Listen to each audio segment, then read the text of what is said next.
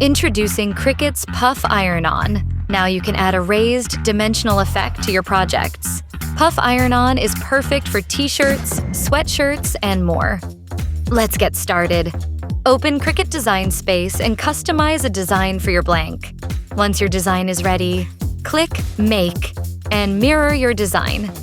You will then be prompted to choose what material you are cutting.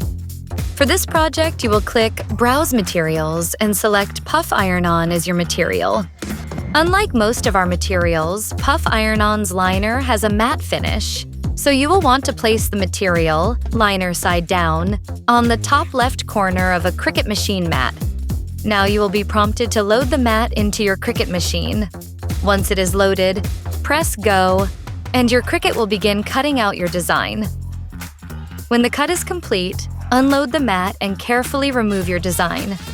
We recommend that you use a trimmer to trim off any parts of your materials that you will not be using and save it for another project. Using a weeder, reveal your design by weeding the excess material, but leave your design on the liner. Now it's time to apply your design. Puff Iron-on requires a hard surface for pressing the material.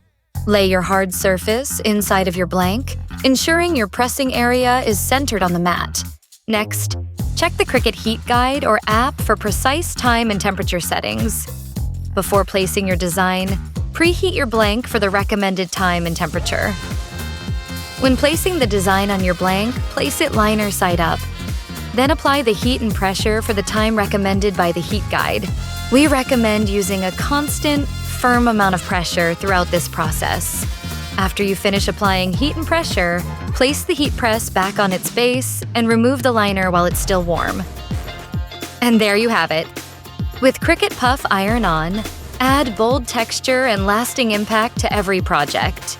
To keep your project vibrant, wait 24 hours before washing. If you need additional help, check out our Cricut Help Center website. Happy crafting!